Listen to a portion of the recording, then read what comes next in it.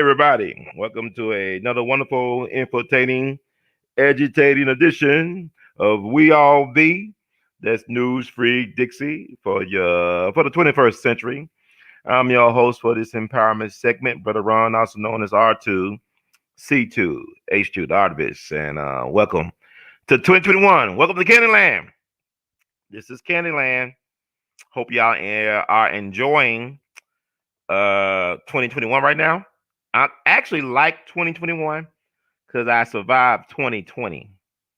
So that's why I'm digging 2021, because if you can survive 2020, you can actually survive 2021. 2021 should be a cakewalk. Thank y'all. Balance 440. Peace. Birdman. What's up, man? Peace to you, man. Lot to talk about. I just want to do a quick thing because today is the 1 year anniversary of the killing of Kobe Bean Bryant, along with his daughter Gigi and 7 other people. And I just want to talk about that a little bit. Also, I didn't get a chance to do my MLK show or MK Ultra. Everything's a big psyop right now. It's hard to believe what's going on in the Banana Republic known as America, especially in the Congress, how they acting a fool. It's like it's birth of a nation on steroids in Congress, kangaroo courts and all. But God is in control. The universal God does not make any mistakes, makes no mistakes about it. So, thank y'all for tuning in, for supporting the channel. Thank everybody for donations and buying artivist art and wearing artivist art. Got the Nipsey 33 on. But yeah, Kobe, man, the last time I actually was sick was that weekend that Kobe died. I can recall that weekend like it was yesterday, but it was all good just a little bit over a year ago. And it just really changed the trajectory of 2020 for all of us. Who knew that weekend that things would change? I guess Sunday's not really the weekend. It's the beginning of the week. The real Sabbath is, of course, Saturday, but that's another story. But I remember that Saturday I went to Larry Dawson, who's the lead singer of the legendary Barcades. That was Otis Redding's backup group. Majority of them died, in that horrific tragedy back in December 1967, called it Lake Monona or something like that up in Wisconsin. Otis was just 26 years young. So a lot of the Barcades died, except for Ben Colley, who was on the plane with Otis, who couldn't swim and survived anyway. But Larry Dawson became the lead singer of the Barcades. He had his birthday celebration that Saturday, January 25th, at Beale Street at the Hard Rock Cafe on legendary Beale Street. Who knew, like, on Sunday that the whole world would change? The death of Kobe Bryant. And I thought it was a practical joke, kind of like how people thought that when Marvin Gaye got killed on April Fool's Day of '84, I believe, and the radio announced it, that they thought it was a joke because Marvin Gaye's birthday is actually April the 2nd, but he was killed by his father on April the 1st.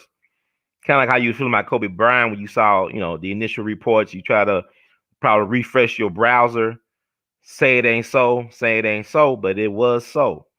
So, it's a year later, right? NBA is still going on.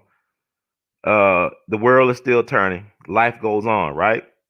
I know his widow requested that the NBA did not do anything out of the way to honor or to acknowledge the 1 year anniversary of his passing.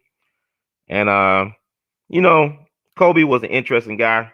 I never met Kobe. I had a chance to see him play at the FedEx Forum some years ago, when he was still in his prime. So it was a treat, but I would say this. Our people are interesting because, quite frankly, I don't see how Black people are still interested in sports right now, and entertainment and all this other BS after surviving 2020 and what we are going to endure as a people in 2021. But Kobe, I will always believe that he was murdered, but it's hard to prove murders. It's hard to prove them, right? Most murders go unsolved. Kobe was making some very powerful moves and making some very powerful enemies at the same time. He was having all type of business dealings. One of his business partners was on the same board of a company as Jeffrey Epstein. Yes, D. Jeffrey Epstein, whose birthday was January 20th. day of the indoctrination, inauguration. Um, he was suing a big pharmaceutical company over the Black Mamba trademark. He was due in court that week coming up before that tragedy of a crash. I don't believe in car accidents and stuff like that. Like a friend of mine, the late great Mr. Emerson Abel Jr. used to tell me all the time, run, nobody dies a natural death in show business. Nobody dies a natural death in show business. Nobody dies a natural death in show business. Hank Aaron, no, they say he died of natural causes. That's interesting. I didn't know people still die from natural causes in this era. Oh, pray tell, pray tell, pray tell. But before we get too far into what we're going to do, people always ask me about my art. I got this artwork on display behind me. It's really in honor of the late great Homer G. Phillips. Like I said, black folks, we don't really honor our heroes. To quote or paraphrase or this quote, Dr. Randy Short, we love our traitors but hate our heroes or heroes. He said hero, I say heroes. But Homer G. Phillips was a great black man who lost his life in the service of black people. His life was taken by black people, but who was the people pulling the strings? Homer G. Phillips was a lawyer up in St. Louis, went to Howard University, used to stay at the home of Paul Laurence Dunbar, yes, the great poet, while he was going to Howard University, Howard in D.C. Kamala Harris' alma mater. Camelot. You went from Camelot to Camelot. Her alma mater, right? So he was more like a social engineer where he tried to help black folks get ahead in St. Louis. He actually took on the city to secure like $1 million in monies to build a colored hospital, because the hospital number 2 was crappy back then because you had the white folks hospital in St. Louis. St. Louis was very racially polarized and segregated place, even to this day. So he took on the city and made sure they get $1 million to give to the black folks to build this hospital that was state of the art. And before the hospital was built, he lost his life. He was on his way to work, waiting on a trolley, I believe, and 2 black men beat him up and killed him. They shot him to death. He was 51 years young. This happened June 18th, 1931. But let me play this clip because the hospital, I'll just play the clip. Jesus. And then we'll get on with Kobe. I just want to get this, because I like to teach y'all stuff. Stuff that you probably never heard. A lot of new black media. I love new black media, but a lot of us we focus too much on garbage. Garbage in, garbage out. But then I want to honor this ancestor, this righteous ancestor. And we'll keep it moving. But thank y'all for being so patient. And I call this word the New Testament, the crucifixion and resurrection of Homer G. Phillips. And this is We All Be News Free Dixie for the 21st century.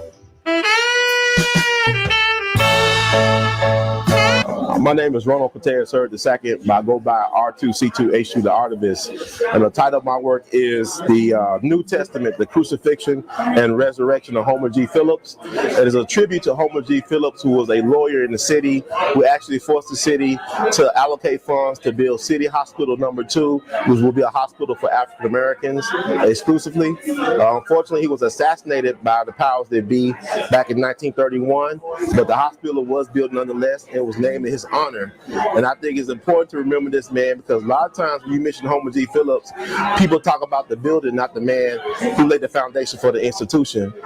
He really sacrificed himself for the greater good. And I think there's another narrative to the Homer G. Phillips Hospital story that's not told.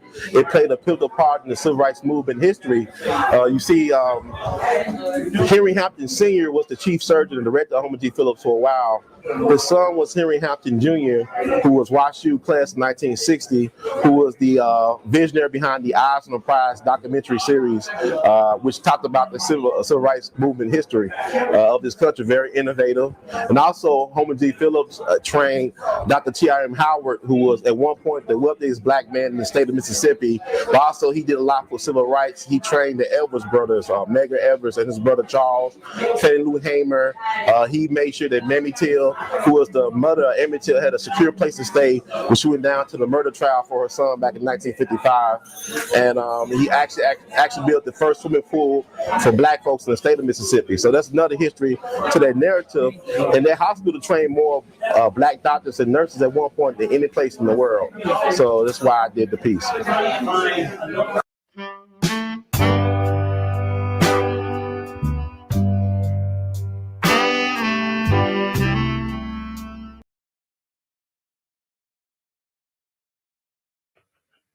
Yeah, so that's the meaning behind the New Testament, the crucifixion and resurrection of Homer G. Phillips. Just want to remember the righteous ancestor for sacrificing himself for the betterment of his people. And we're missing it, and we're really missing that type of leadership to this day. We are missing that black manhood type of leadership at the local, state, and federal or national levels. And I know it's all just about this black girl magic in politics, but that's what real black leadership looks like, when a man put his life on the line for his people to create better accommodations for like all of his people, not just some of the people, not just for the one and only. Like, we like to celebrate one and onlys in 2021, which is ridiculous. It does me no good to make it when my people are suffering, because I can have peace of mind because I have a conscience.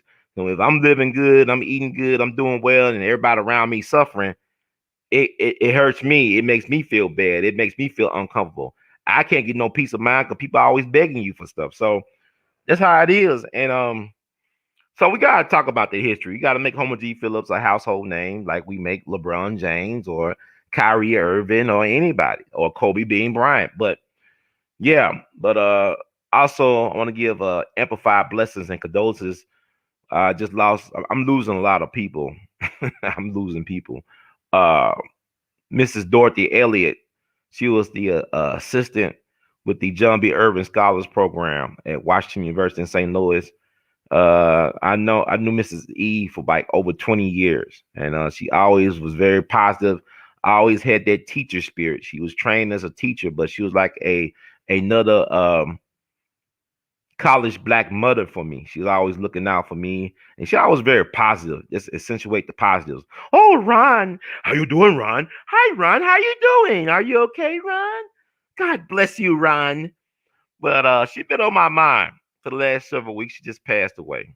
I don't know. I guess natural causes, because she was in her 80s. But I remember I spoke with her back in I want to say either late 2019 or early 2020. She lost her son. He was playing golf on the links down in Atlanta. I think he had a heart attack or something like that. And just talking to Mrs. E, and she was always positive, even in her pain, because she lost her husband just several years earlier. So my prayers and blessings go out to her daughter and grandchild. And just a lot of people around me just passing away, but that's life. Everybody check out when they got to check out. And when I look at it, that when I lose somebody, they become a righteous ancestor, and they encourage me to keep it pushing, to keep it moving, right? So speaking of a righteous ancestor, I want to play a clip from the past, a blast from the past. Baba Dick Gregory talking about Kobe Bryant and how he got caught up in that case in Colorado. The real reason why he got caught up in all this stuff. So you're gonna hear from from Baba Dick Gregory. And people say, "Do you miss Dick Gregory?" I said, "Well, I'm always communicating with Dick Gregory every day. He communicates with me every day, so I'm not missing him like a lot of y'all may miss him. Uh, he talks to me every day. He always run, tell them to drink their water, get their rest, and do their exercise. And he tell me other stuff. And like the righteous ancestors told me, if around you take care of the people, we'll take care of you. So I'm gonna play this clip from Baba Dick Gregory about Kobe Bryant, and we'll get back and talk a little bit more about Kobe before we move on. Okay. And this is We All Be News Free Dixie for the 21st century. And this is why black media matters, because who gonna tell these stories like we tell them? These are stories to tell. So not only reclaim the narrative, but you got to create a narrative. Stop being reactionary and be revolutionary. We all be. Ask not what we all be can do for you. Ask what you can do for we all be. And so, I'm sorry. No, I was going to ask you, Carl, I just want to Donald Sterling thing, because what is the pushback? Because whatever they give you, they take away something else. And I'm thinking about what happened a couple of years ago during the playoffs with Kobe Bryant, when he called the referee a faggot and they found him, like, a small fortune.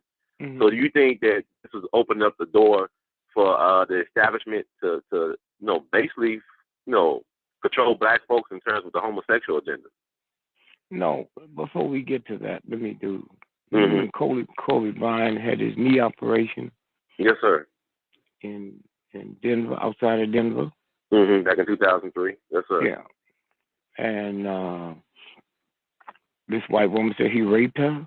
The same night he had the operation. Now, it's two things that you need for sex. If you're in the bed. Yes, sir. Is your sex organ and your knees. Yes, sir. So you tell me here's a man making more money than anybody on the planet in a sport, and he go to have his knees operated on, and that night he wants some booty, man. He can get all that he wants. Now, watch this now. Then we find out that, what's the coach's name? Phil Jackson. Phil Jackson didn't know he's been operated on. You got the biggest star in the world and the coach don't know because the team pays for that. Not only did he say he didn't know Phil Jackson was in that town that night. Okay? He didn't know Kobe was there. He was riding through on his motorcycle. And that's where he decided he's going to spend the night. Okay? Got up the next morning, got on his motorcycle, and rolled away. And he heard the news the same as we did. So when you stop and think about what was they punishing Kobe for? He wouldn't shave enough parts, or he said he wasn't going to do it no more? But let me tell you why I'm saying this. Because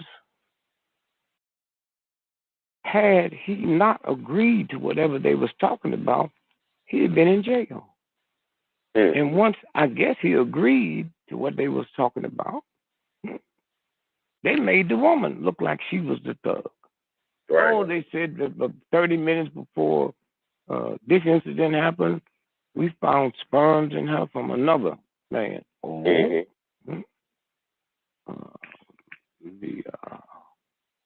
So same thing with not Magic Johnson, the other one that got suspended. Out of Chicago. Michael Jordan? Michael Jordan. His daddy was found dead in the car. No blood in the car. And he shot right in the chest, where blood was splattered all the way back to his house. But there was no blood in the car. That means he wasn't shot in the car. And yet until you have a Negro and a North Carolina Indian in jail now for something they didn't do. who got an unidentified. You all on the air? Hello. Hey, how you doing? Who is this? I think I know who it is. Who is this? This is Leah. What's going on? Hey, Dr. Leah. How you doing? Welcome to We All Be. Be quiet. I wanted to get on air. You were saying what you were saying about Kobe Bryant. And I wanted to know if you think that it has anything to do with the same link with Floyd Mayweather and the fight that he had last night with him saying that his fiance just had an abortion for twins. She just aborted 2 twin babies. And they're trying to make her look like she's the bad villain in this situation when he's the one supposed to be going to jail for something else. You know, did you guys hear about that? No, I didn't. I didn't see the fight last night. I didn't hear about that angle. Well, who said it? Who said that? Well, it was on Twitter. He tweeted that his fiance, he broke up with her because of the fact that she aborted their twin babies. Whereas his other ex-fiance, he went to jail for beating her up.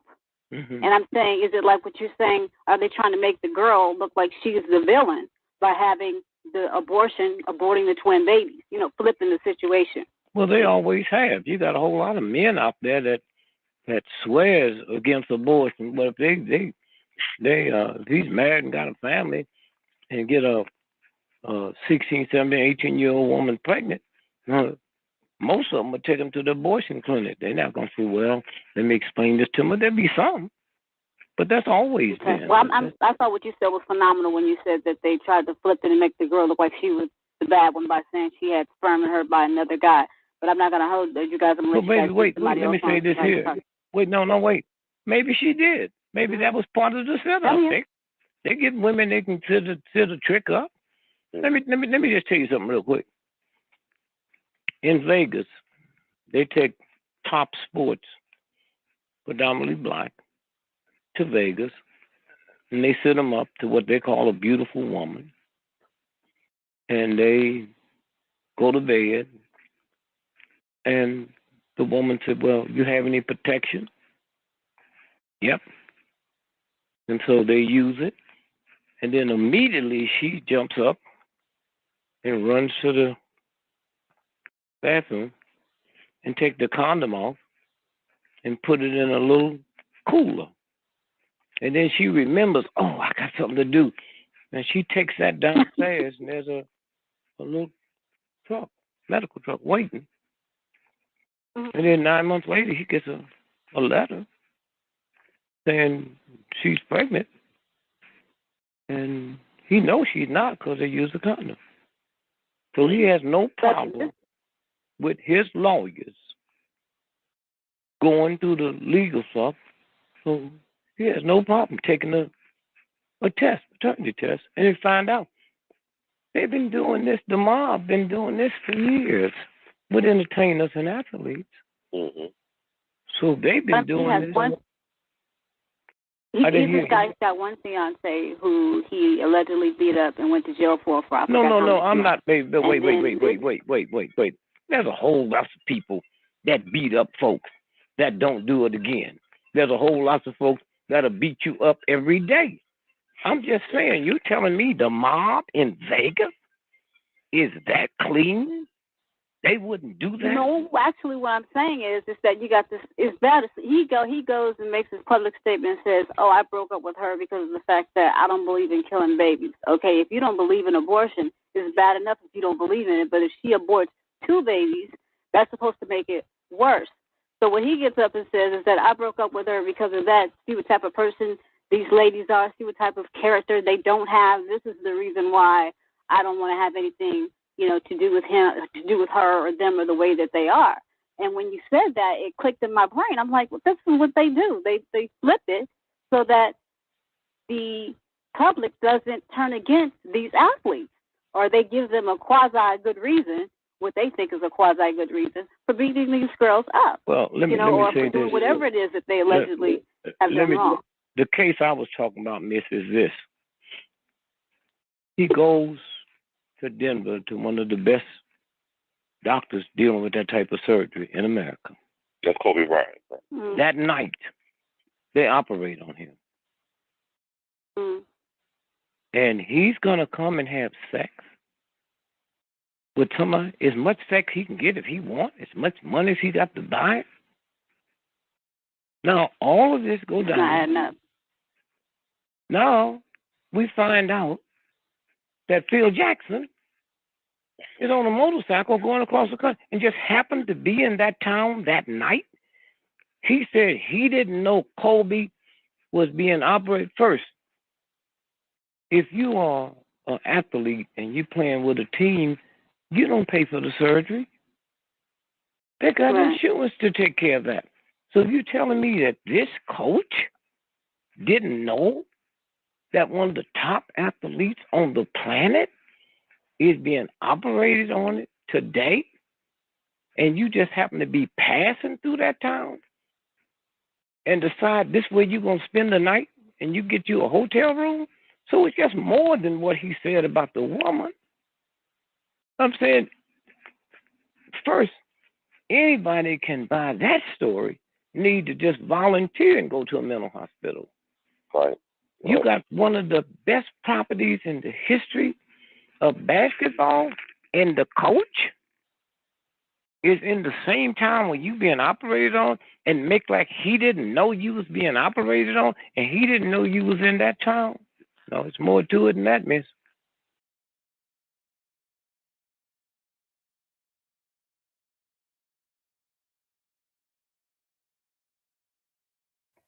And God bless the ancestor, Baba Dick Gregory, coming through from the grave and beyond, from the great grave beyond, with that nugget about Kobe Bryant. And I remember the year LeBron James beat Golden State Warriors in the finals, the historic comeback victory in the finals. I was getting this phone call from North Carolina penitentiary. Kept on getting this weird phone call. Finally answered it.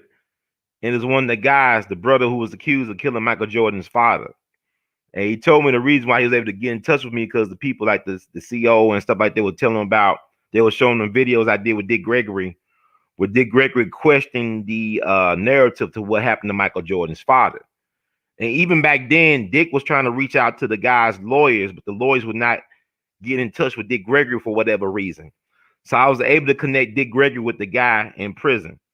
The brother, it was the Indian, and the brother who allegedly killed Michael Jordan's dad, kidnapped him, drove around, joyriding in his car. There's a lot more to that story. Even the news back then knew there was more to that story because the sheriff who ran that town, his relatives was in the drug trade. Now that area of the country, that part of I guess North Carolina, was that North Carolina or South Carolina? It's on the border between South and North Carolina, I believe. That county was notorious for drug trafficking, for heavy drug trafficking. If you go back to the civil rights movement era, if you down south, the person who was God down south is the sheriff of the county. He's God. He knows everything going on in that county, legally as well as illegally. And he's getting his cut off of everything. So that's how them sheriffs deep south operate. They lord, jury, executioner, all that stuff. They control it. So Dick knew then. Dick was an interesting character, man. May he rest in peace. But he's keep on doing this God work from beyond the grave. So that was his take on the Kobe thing. And y'all still, I can't look at sports no more, man. I just can't, because after this past weekend, you can't tell me that stuff ain't scripted. Tom Brady, Tom, I'm gonna show you, coach. I'm gonna show you who's the greatest. I'm the greatest. He go to Tampa Bay, they have a losing record. All of a sudden, not only is he in the Super Bowl, but they playing in their stadium for the Super Bowl. The first time that ever happened. Mr. Brady. See, the way Tom Brady wins is how Donald Trump should be winning. To me, Donald Trump is Tom Brady of politics. But they cheating Donald Trump. But they cheating for Brady. I just can't. Look, please just tell us this stuff is scripted, man. Because y'all be getting all deep into, I can't get deep into sports no more like that. I remember when I was at school at Washington University in St. Louis. And the St. Louis Rams, they won their Super Bowl, man. We couldn't believe they won a Super Bowl. And Kurt Warner, he took over for Trent Green. You had Dick Vermeil crying, like Terrell Owens was crying over Tony Romo. I don't know what we're gonna do. I think we lost Trent. Oh Lord, I don't know we're gonna make it through the season without Trent. And Kurt Warner used to be a bag boy up in Iowa, right? He was sacking groceries with his Marine dragon lady of a wife. This man become the Cinderella story in one of the greatest Cinderella stories in NFL sports history, right? Led the Rams over Steve McNair's Tennessee Titans. And I was in St. Louis at the time that went down. The greatest show on turf, one of the greatest football offensive teams of all time. And then I remember when they went back in 2002 to the Super Bowl and they played against Tom Brady and the Patriots. And they lost. And like the whole city of St. Louis had the St. Louis Blues. Man, I was feeling down. The whole city was feeling down. Everybody had their hopes and dreams into these damn Rams. It's like they lost, we lost, but the thing about it is they still got paid. Kurt Warner played in another Super Bowl for the Arizona Cardinals. Almost won that against the Steelers, right? During Obama's first year, in office. And never again will I give my heart to these type of sports. Sports is just a distraction. It's bread and circuses. Yeah, y'all live and die by the teams, man.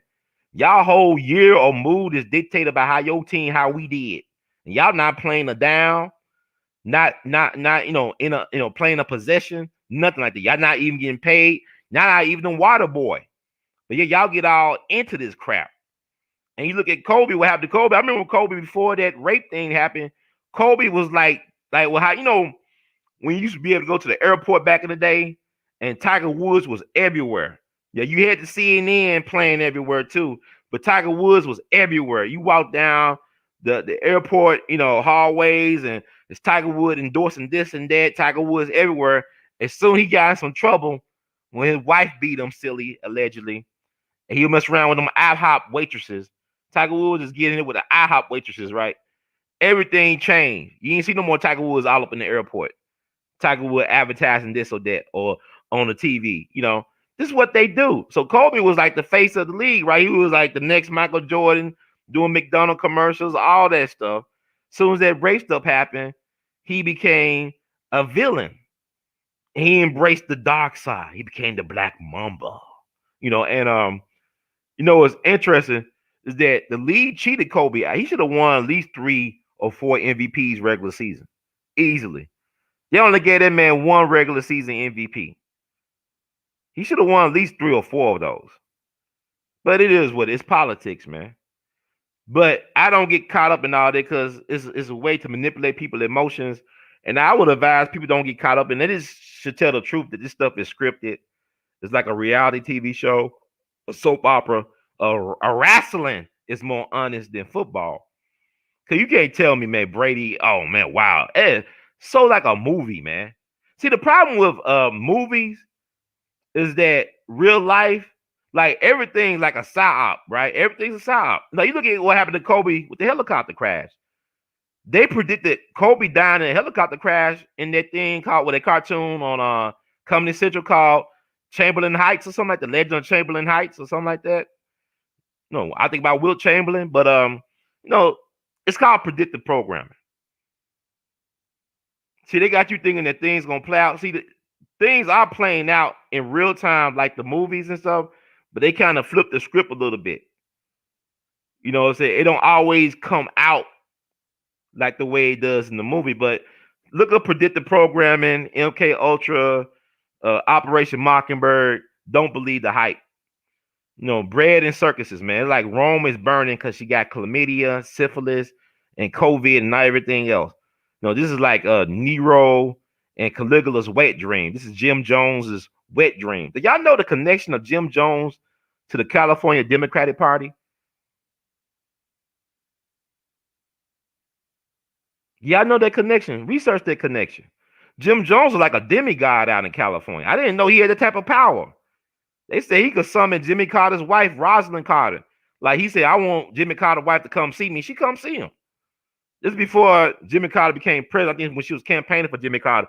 I mean, that dude had power. I didn't know Jim Jones was rolling like that. And then he was CIA.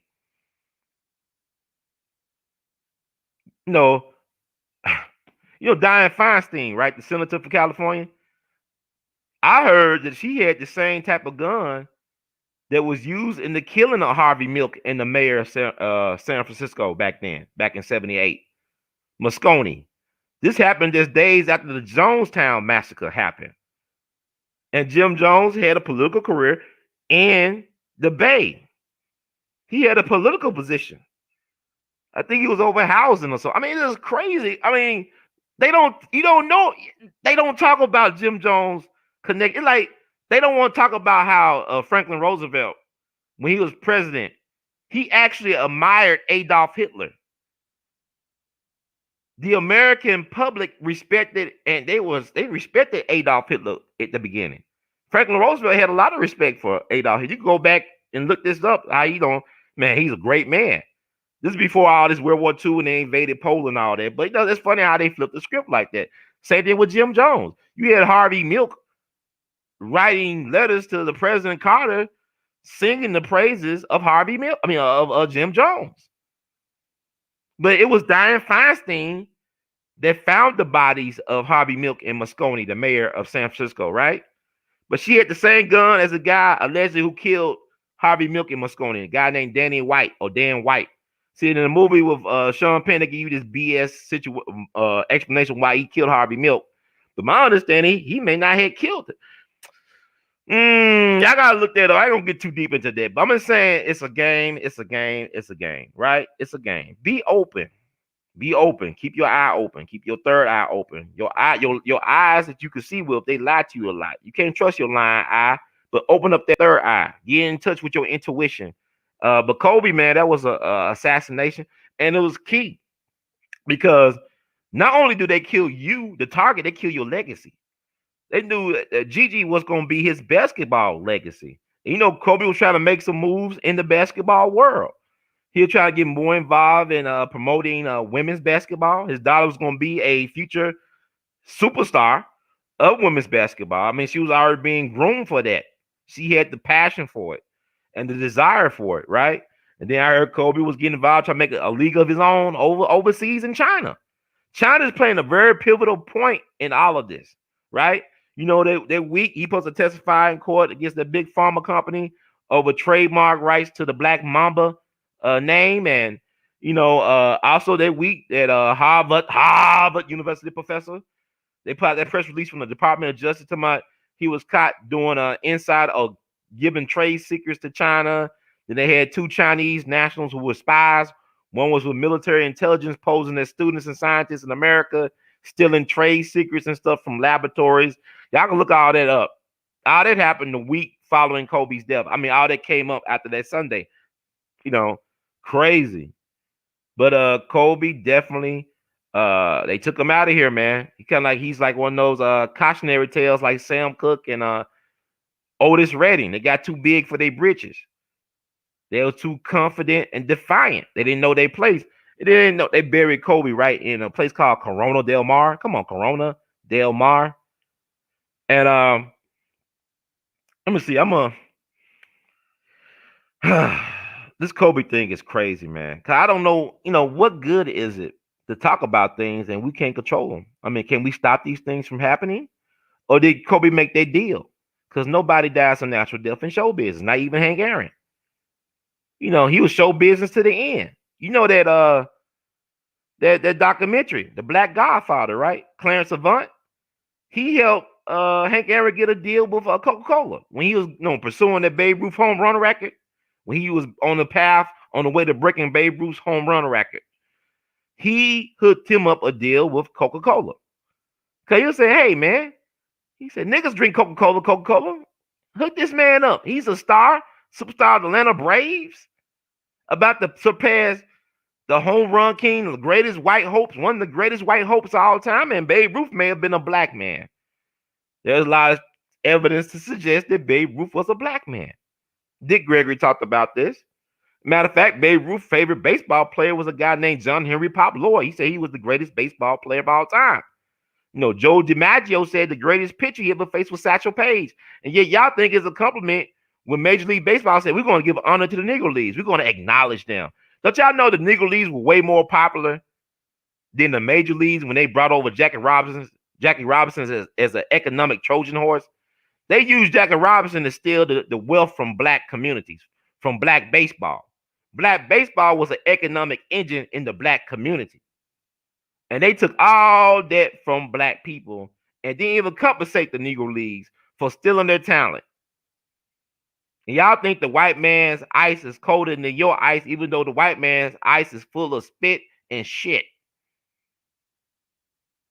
Y'all think it's an accomplishment to be patted on the head and the back and on the ass by a white man to be acknowledged. But y'all understand that black folks won't never be free until we don't care what white folks think about us, and we care more about what we think about us. You ain't gonna never be free. Y'all think that, oh, we made it. It's like, you know, listen to Halle Berry talking about, I can't believe no other actress ever won a best actress Oscar since me. Well, what you had to do to get that Oscar? They bent your ass off. They should have put the Oscar up your ass. What do you expect? How's that? You know, y'all keep on thinking white folks come to us. Don't you know that Caesar and all them used to go to goddamn Africa to learn? They said the hell with Germany and shit. Germany was the backwoods. Y'all think Europeans are so civilized? We taught them civilization. The Moors came to Spain, dominated for 800 years, built the universities and centers of learning and culture. We created classical music. Beethoven, his teacher, hey, they're all black people, man. They got y'all thing. They're trying to make Duke Ellington and Charlie Parker white, and we got pictures and films of them.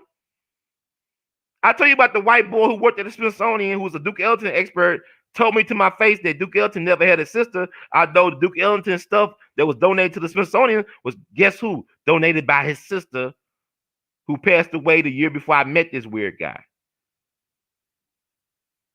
She ran his publishing company for years. He took care of his sister. He talked about her in his autobiography, and music was his mistress. So y'all keep on thinking y'all know what's going on. And Kobe was murdered. I mean, he took out, but he made that deal, man. Tracy McGrady, I already told you about that Crossroads deal he made. That he wanted to be bigger than Jordan and all that stuff. He wanted to die young. He got his wish. So I don't feel sorry for Kobe like that. He did what he did. You look at some of those cartoons and children's shows he made. He talks about the black arts, about black magic. Look at what they doing in Congress. You don't think they have nothing to do with sex magic? I tell you how they worship Jim Jones as a demigod. Democratic problems, Pelosi, Feinstein, all of them. Y'all said, you see what it is? We're going to deprogram y'all. This is like Nazi Germany back in the 30s. Y'all can't see that. We're going to deprogram y'all. They said we can't trust the military. We're going to have to interrogate them. This is like a political witch hunt inquisition going on right now. And y'all still care about some damn basketball and football. And how people are fucked up. And I can't even blame y'all for this situation because they don't care what we got to say about anything. Our voices do not count in this process whatsoever. So Kobe made that deal. Tracy McGrady, T-Mac told y'all what he did. It's like he made that Crossroads deal. I'm from the Mississippi Delta. I'm down here not that far away from the Crossroads where they say Robert Johnson did his deal in Clarksdale, allegedly. Now, I went down there to the Crossroads where they say Robert Johnson did his deal. It's kind of built up now than it was from the 1930s. It got Church's Chicken and barbecue joint and a grocery store there. But I went down there at midnight back in 2018 just to see what was going to go on. I had my stuff. Nothing really didn't happen, but I did see a big ass black dog walk across the street, walk across the Crossroads. I did see a big ass black dog walk across at midnight. So I don't know. Was it the devil? I don't know. It's the devil. As I was saying, I went to see the Georgia Guidestones. I'm going to do a video about the Georgia Guidestones. It predicted this moment right now. They're trying to depopulate the world, get it down to 500 million people. Some people say 1 billion people, but the Georgia Guidestones said 500 million. It's like the Stonehenge of America. It's down there in Georgia. Not that far away from Atlanta. But anyway, yeah, Kobe made the deal. And they killed his legacy, man. Gigi. And I did something to honor Kobe in my way this morning. Like I be working out, I be running. Folks say, I don't believe run or how to run. I'm a big dude, but looks can be deceiving. And people always underestimate me my whole life. So I did my tribute to Kobe. It's interesting, and I'm gonna share that a little bit, and then we'll move on from the Kobe. And I may revisit this Kobe thing with some guests and other things like that. People who are very passionate about this subject. But Bishop Larry Gaithers, his name Gaithers on YouTube. Bishop Larry Gaithers, he do a great breakdown. He got several videos about the breakdown of who took out Kobe Bryant. You need to watch those and save them in your archives while you still can, because they are censoring. Like I told people, a new black media might have to do a great migration, get away from these white man social media platforms and build our own, like the Negro Leagues did back in the day. You know, we a new black media league. You know, build our own league of our own, platforms of our own. But let me man, see if I can find this picture. And thank y'all for being very patient. It's a lot going on. Okay, I see it. Yeah, I gotta get ready to go to plantation. I got about an hour. Plantation. Yeah, that's me this morning. Like I try to run maybe 3 or 5 times a week. I take my vitamins, drink my water, work on getting my rest. But this is my tribute to Kobe Bryant. Like I actually can run. I wear like all type of shitty masks to work out, because where I work out at, you are required to have your mask on at all times. So I don't know what the point is to drink water or bring water in there or Gatorade. So what I do, I load up on electrolytes. I load up a whole bunch of electrolytes and water, and I just run for a whole hour. I just run straight. I run straight for a whole hour. I don't stop. The snot and sweat be running down my face into my mouth. I keep it going. This morning I was thinking about Kobe, man, and I read in honor of Kobe and the 8 victims on that death ride. So what I was doing, I would change the speeds, right? I'll make sure that whatever I change the speeds to, it will always add up to 9. Like if I go 3.6, 3 plus 6 is 9, 4 plus 5 is 9, 5 plus 4 is 9, 6 plus 3 is 9, 7 plus 2 is 9, 8 plus 1 is 9, and even got up to 9. So I'll just play with those speeds. So what I end up doing in 60 minutes, the last game that Kobe played as an NBA player was, how many points did he score? He scored 60 points, right? So I ran for 60 minutes straight without stopping. I burned about 1,410 calories. And then my miles end up being 6 miles, 0.29, 6.29 miles. So if you break that down, I say he scored 60 points in his last game. Then you add up the mile total, like 6 plus 2 is 8, 8 plus 9 is 17. 1 plus 7 is 8. That was one of Kobe Bryant's playing numbers. Now he started out with number 8 with the Los Angeles Lakers, ended up with the number, of course, 24. When he was playing high school, Lower Marion, he wore 33. But I said, wow, God is amazing. Because first I thought I failed, because I was trying to get my mile total to add up to 9 in honor of the victims of everybody who was lost that day. But it worked out, So yeah, so I'm gonna drop 50. I'm gonna drop 50 pounds. No, Kobe dropped 50 points or more. I'm gonna drop 50 pounds or more in honor of Kobe and myself. Because self-love is the best love. It's the foundation for all other loves. Been taking myself for granted for a long time. But yeah, I'm a big guy. But yeah, I can run 6 miles without stopping, man, with those silly masks on. So I guess I got some type of superpower. I know cats half my size, they can't run, they can barely get through 3 miles. Okay, so don't judge a book by its cover. I don't know about fat and fit, but I ain't sloppy fat. I ain't sloppy fat, it's muscle under there. So anyway, I think that's enough about Kobe for right now. Let's move on to Dr. King. Let's talk about Dr. King. I didn't have a chance to do my Dr. King stuff. I'm right across the street right now from the Lorraine Motel where they killed Dr. King. They shot him in his face. They allegedly finished him off at St. Joseph's Hospital. And I always tell people, y'all didn't get this book, The Plot to Kill King. Because it's nothing. They never update they blueprint. They do the same thing every generation. And like I said, they don't only just kill you, they kill your legacies. Like you look at the King family, how messed up they are. You gotta understand, you gotta understand that Dr. King, that the government was spying on Dr. King's family before he was even conceived. They started spying on Dr. King's family with his maternal grandfather who ran Ebenezer Church. The church his father eventually will run, Daddy King. But they were spying on, the government was spying on Dr. King's maternal grandfather before he was born. And then when he was at Morehouse, you had spies spying on Dr. King. Dr. King was a targeted individual. Like a lot of y'all said, y'all was targeted individuals. Dr. King was actually a targeted individual. And he tried to flip the script and then got rid of him. But the Plot to Kill King by Dr. William Pepper, who was James Earl Ray's attorney at one point. Also, he's a friend of the King family. He also knew Dr. King personally. But he wrote this book, The Plot to Kill King, and lays out some of the stuff that happened, including allegedly Dr. King getting killed at St. Joseph's Hospital, getting spit on by the chief surgeon. Then they put a pillow over his face to smother him out. Not saying that Dr. King would have survived those injuries he got, but you can rest assured that if he did survive, he would have been a shell of his former self. He would have been a vegetable. He wouldn't be able to talk because the bullet ripped out his tongue, probably been paralyzed. So maybe that was a good thing. Like Dick Gregory said, it was probably a blessing that he just ended up dying instead of surviving, because had he lived, he may not be the legend that he is today. Think about if George Wallace would have died when that dude tried to kill him. There would be like all types of schools and streets and airports named after George Wallace. But he lived and he was in a wheelchair, and so people like that, you know how it be. But I'm gonna bring up the ancestor Dick Gregory once again. He's gonna tell y'all, make it plain about who killed Dr. King. Okay, and we'll go from there. This is We All Be News Free Dixie for the 21st century.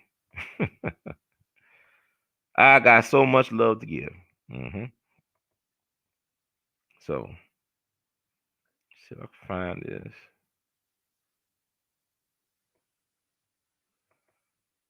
this. Never can say goodbye. No, no, no, no.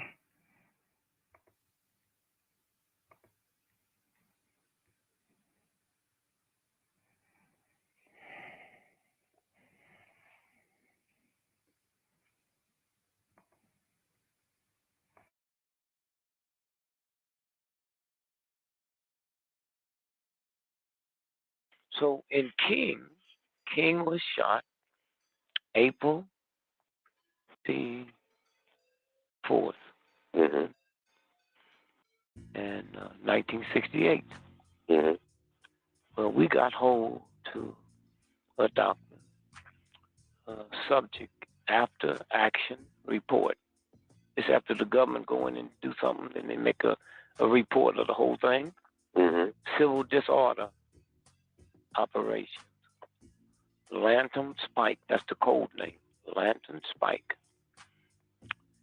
When did they go in? The 111 military intelligence. They went into Memphis on the 28th of March. Now, King didn't get shot till the 4th of April. And they came out April the 12th. They went in, set up the dirty work, and then stayed there long enough to see if anybody else they had to kill that might have seen something. Central Command Central, U.S. Army Intelligence Command, Fort Hollenberg, Maryland. And it got 28 some pages. Top secret for official use only. And this is the whole action that they had. Military intelligence didn't kill him. The government set it up and put everything in place and had the folks they ordered to kill him. Missed, they was ready to take him out from a balcony across the street on Fire Station. So when you sit and you look at this here, and see,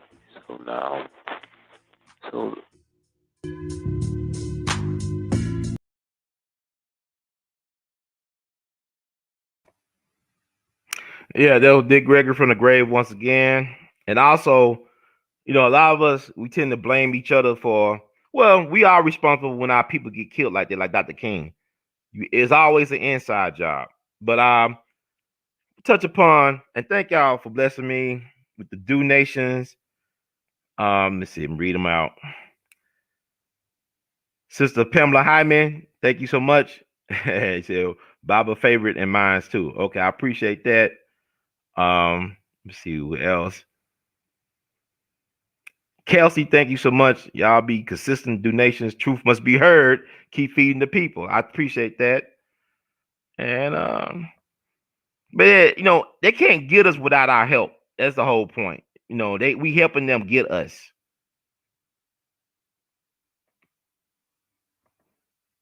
Man, bless up. I appreciate it. We love you madly. Idle Rich 123. I thank y'all for the donation. Like, you know, I'm glad that I'm serving a need for the people. Dick Gregory said, I'm the feeder of the people. And somebody said, yeah, I'm gonna put that out. People be asking me about vitamins and stuff like that. It's very important because a lot of food we eat, it's over processed food that we're eating, so that it's not enough nutrients. So even though we might eat a lot, we're not getting all the nutrients or vitamins that we need, amino acids and stuff of that nature. And Dick Gregory really was ahead of the curve. Like I actually probably either do a show, but I'm gonna put out a list of things that I take. I take a whole bunch of stuff. I take almost about 30 things a day on a daily basis. Vitamin supplements, and also just other things like, you know, get your rest, do your exercise, and you drink your water. A lot of folks don't like drinking water, but I put lemon juice in my water when I drink it, you know, and I love drinking water. Keep me hydrated. I'm a big guy, I gotta drink water.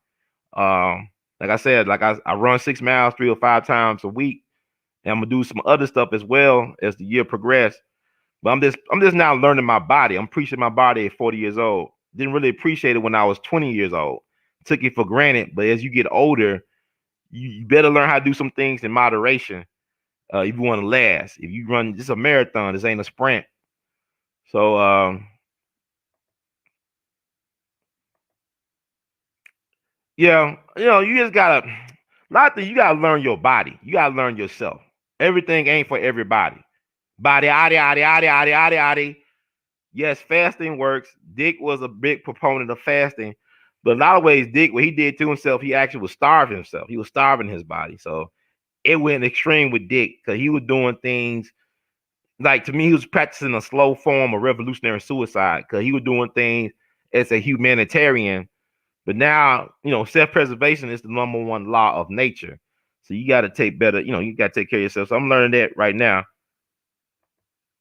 Dead by fit without the kids. Well, I'm gonna get really, really fit to have some kids. You know, I wanna, you know, make me some kids before I get the hell out of here. Yeah, we'll see. But I know, like, as a black man, it's interesting. Like, you know, black guys, though, we age well for the most part. I like, you know, because I could shave my face off, look younger, and all that stuff. So, you know, I'm gonna take better care of myself. So when it's my time to do what I gotta do, I gotta do it. Like my paternal grandmother's father, he was like 65 or 66 when she was born. He had 10 children late. And you know, like I'm 40 right now. So we'll see. And like dating and women is interesting right now. I just but I'm gonna love myself before I love anybody else. Cause if I can't love myself and deal with myself, me, myself, and I can't love nobody else. I'm not gonna deal with a woman who can't love me either. I'd rather be alone. I love my peace of mind. I turned down some this past week because it look, I love my peace of mind. A house is not a home. I can't bring no craziness into my peace of mind, into my safe space. So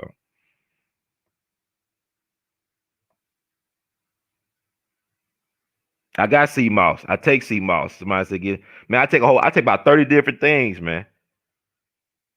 I take about 30 different things. I take sea moss. I take all this stuff. I take stuff on a redundant level.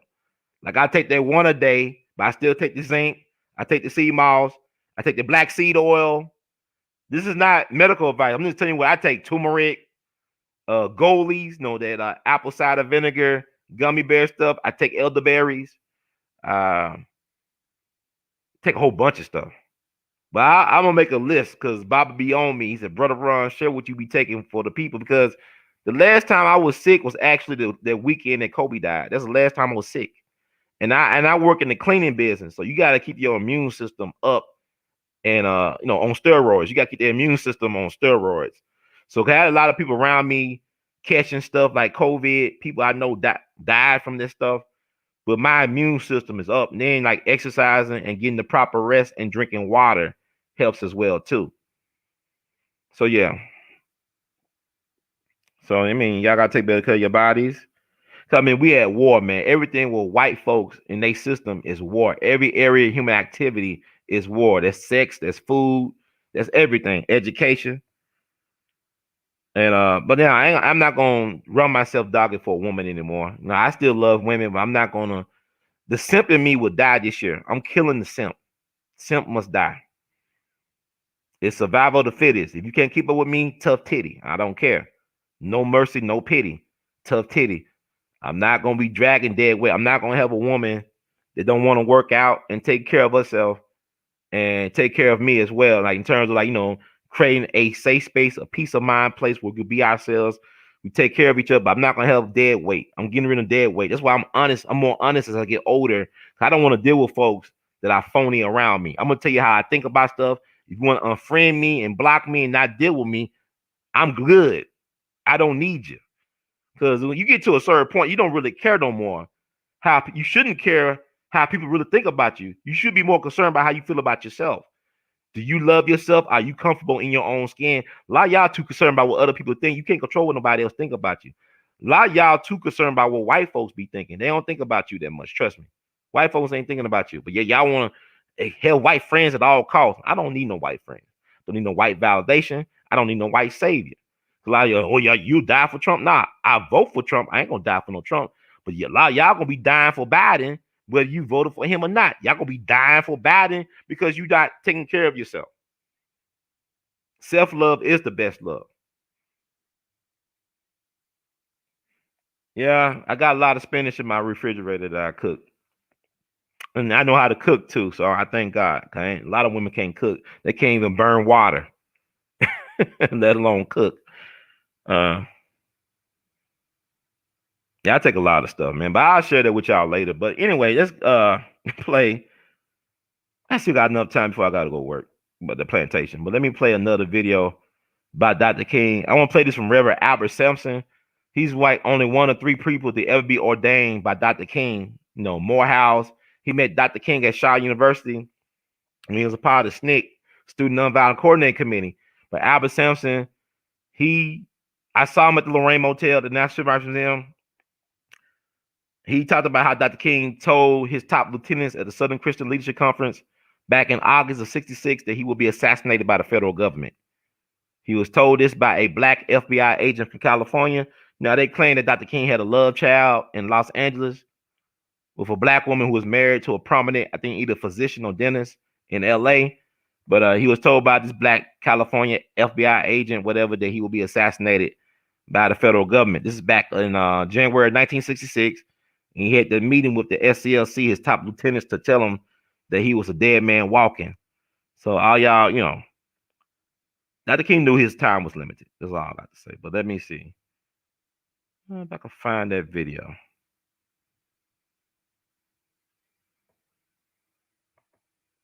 Okay.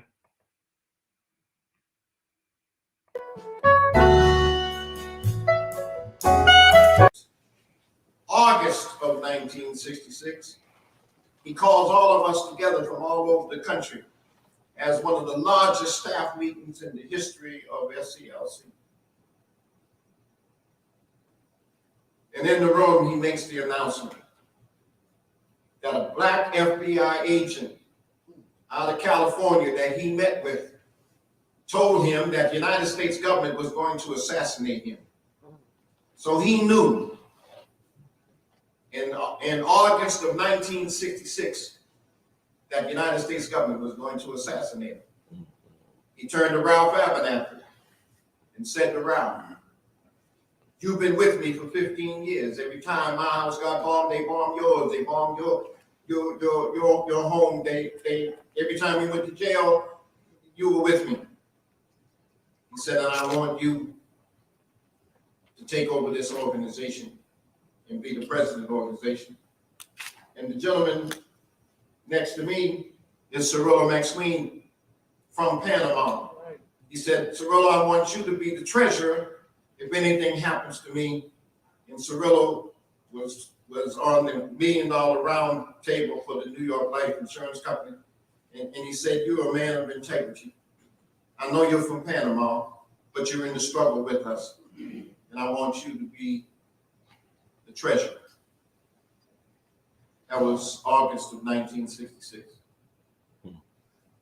1968, Martin developed the Poor People's Campaign. That's why you see George Wiley down the end, Johnny Tillman from California, where they created the National Welfare Rights Organization. And those sisters came to Dr. King and said, "We want you to make on your program, we want to be built in to the Poor People's Campaign." Dr. King said, "No problem." Well, that's August of 68. I'm with Dr. King in Newark, New Jersey. He meets with Imam Baraka, Leroy Jones, for those of you who remember. Yeah. He just died 2 years ago, and I flew to Newark, New Jersey to be in his homegoing ceremony. His son is now the mayor of Newark, New Jersey. I got to Newark because I was Martin King's project director for the Carl Stokes campaign. Carl Stokes was the first black mayor of a major city. And then there was Hatch and Garrett. And then he promised Imam Baraka that they were going to come back after the Poor People's Campaign, and we were going to bring Ken Gibson into being the third black mayor. Let me hurry on. And here's what happened. When Martin King came to Cleveland, to Newark, New Jersey, people stayed till 10, 11, 12 o'clock at night. We had 10 or 15 churches waiting on meeting Dr. King for the Poor People's Campaign. We hugged. He went into the car after meeting with Imam Baraka. Drove through the Harlem tunnel to meet with Harry Belafonte. 48 hours later, we got the telephone call that they had assassinated Martin Luther King. We knew we were going to die. We thought it was going to be in Washington, D.C., right, and not here in Memphis, Tennessee.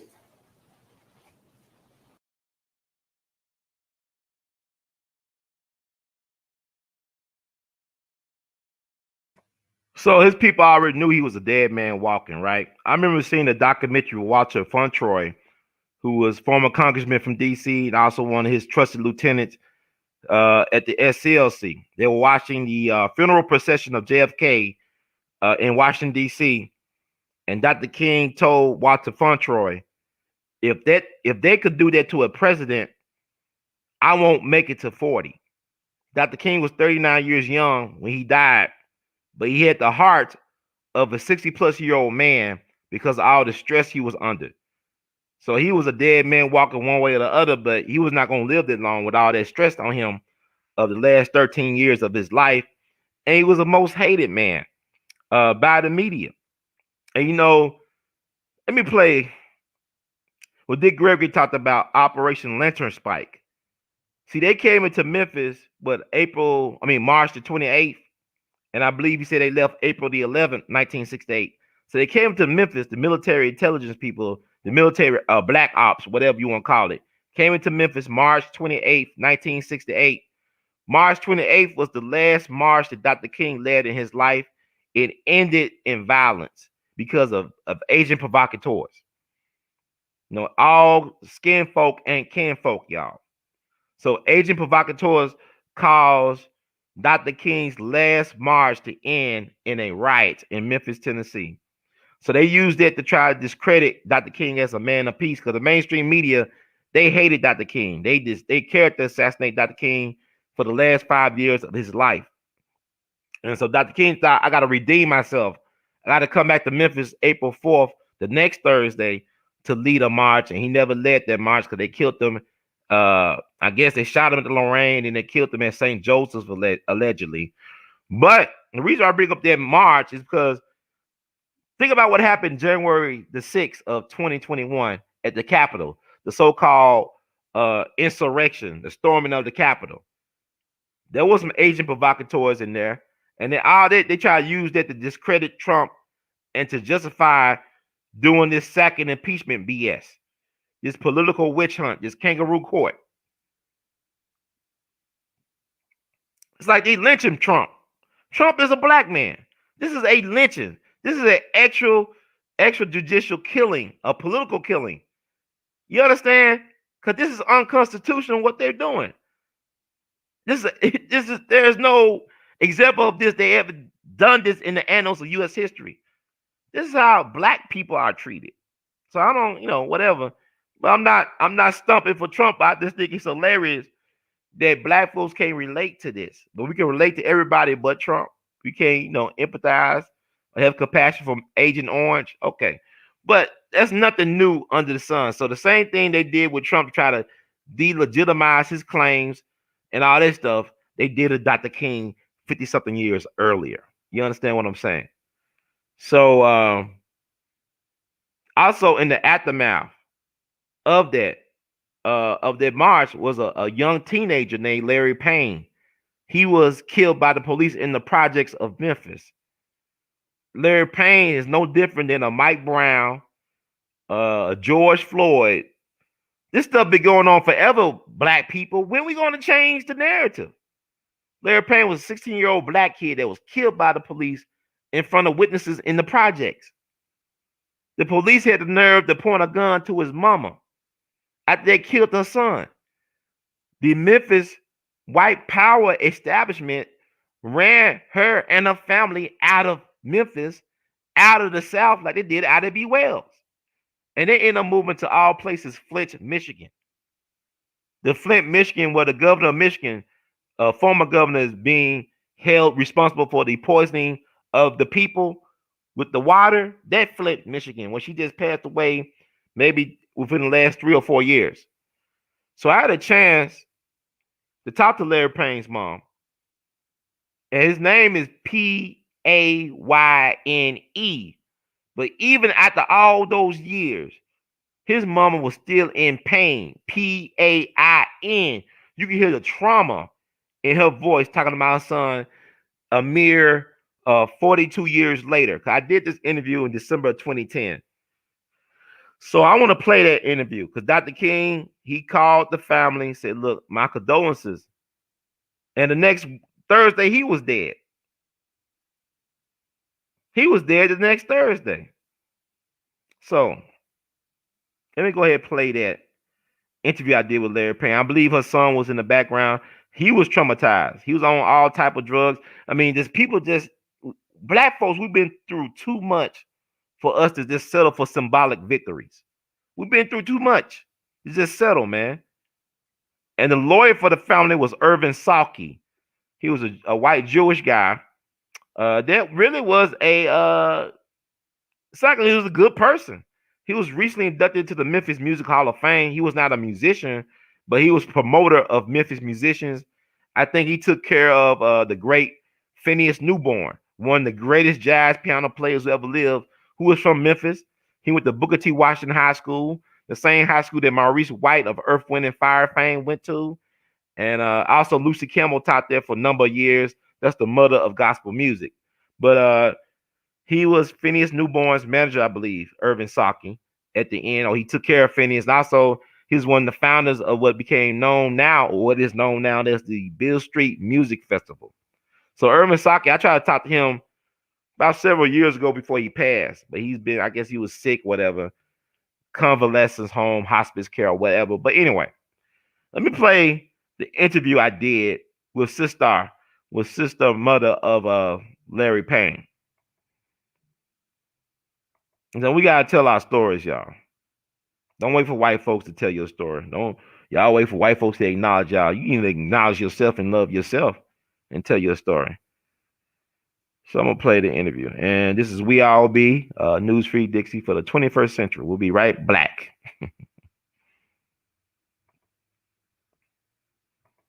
Mrs. Payne? Uh-huh. Yes, ma'am. What were you doing when it happened? You heard about I was watching TV as the word turned. Yeah, it was like 20 minutes to 1. Yeah. When he got here. What day was that? What day was that? That was March the 28th. Was that a Thursday, Monday? The 28th, March the 28th. Because that's that day that Dr. King had that march downtown on Beale Street. Yeah. Because they closed the schools down that day. Because I was going to La Rose and they closed that school down that day. Okay, They had that. So he was marching, and they had like a little riot down there. Some people infiltrated that march, and they had to get Dr. King out of here because the police was down there causing trouble down there too. And Larry was down there at that march. So this is you Larry's brother, correct? Yeah. What's your name? Calvin. Calvin. Okay, Mr. Payne and Mrs. Payne, Lizzie Payne. So Larry was involved in the march. He did actually participate in the march. Yeah. Yeah. He was down there. He went to that march. Yeah, because they had Dr. King down there, and they had to get him out of here because they started looting down there. These are the people started looting on purpose. You had the provocateurs in the crowd. No, started looting them stores when that riot started. So you had the people that weren't about the movement or about the march. They just want to stop trouble. Not to loot them stores. Okay. And so what happened? So how was the only person that ended up getting shot or killed that day? I mean, what was the circumstance? Like, what is the story? Remember, he came to your apartment, didn't he? Yeah. And he told you he was going to get him a pop. He said he'll be right back. Mm-hmm. And Mother stayed in the flower home down here on Mason Street. And I was watching as the world turned. Yeah, she was watching that soap opera as the world turned. Went off at 1 o'clock, and it was 20 minutes to 1 when they did that. And a lady named Vera, he wasn't gone no more than what? He wasn't gone no time when Vera ran around there. He told me he had been shot. Mm-hmm. Yeah. So she ran. I was running behind, and I seen him. Did you know it was the police that shot him? Did she tell you how the police shot him, or she just say he just been shot? Police shot. A man named John. Yeah. John. His last name was John. A white car. White car police killed. And brothers put a gun in my chest, and they wouldn't even let me touch it. Sure would. Oh wow! So this white cop named Jones, was he ever brought to trial? Did they ever bring him to justice? They had what's it? Like a year. Yeah, And you know, that's why I'm up here today. They put the police wouldn't even let me touch him. He was laying on the ground. And police called me a nigger and put that shotgun into my stomach. The same one that shot your son? The same one that shot him. He was laying on the ground and wouldn't even let me touch him. They used to butter that gun and push her back. They used to butter the gun and push me back because I was going to touch him. Was the same one that shot your son and your brother? That's the same cop? He once said that Jones, man.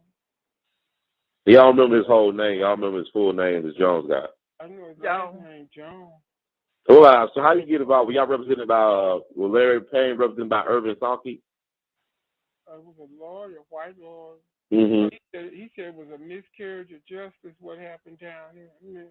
And that's why I'm not in Memphis today. I don't even want to stay there no more.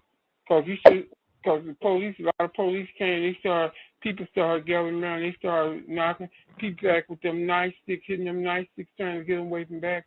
And they wouldn't even let me touch Larry. That police put that shotgun into my stomach, told me to get back, nigga. Called me a nigga. Did Dr. King reach out to you all at this time after he heard? Yeah. He wanted to talk to me. He died. He died, so they shot so he could talk to me. I don't know what he was going to say. Because Larry got killed that 28th. Dr. King got killed April 4th that next week. Mm-hmm. Were people blaming Dr. King for Larry Payne getting killed at that time? Well, I don't see how. well, One lady did, didn't she? Uh-huh. One lady did. I don't even know her. I didn't know her. The one lady did. I mean, like it's 40-something years later. I mean, the cold case initiative with the FBI, the Emmett Till bill got passed a couple years ago. Have anybody from the FBI or any Justice Department people reach out to you all to try to solve this case? My sister's down there in Memphis. They have talked to him. Yeah, some man came out the woodwork. You know who he was? Some black guy. Talking about when he was 8 years old. Talking about what he saw. They had him on the. She showed us what they had on TV. He came out, said when he was 8 years old, what he saw out his kitchen window. They saw the police shoot your brother. Yeah. You remember his name? Oh, I just saw him on TV. My sister in Memphis might know his name. Okay. Yeah, so I want to bring this awareness because a lot of folks don't know.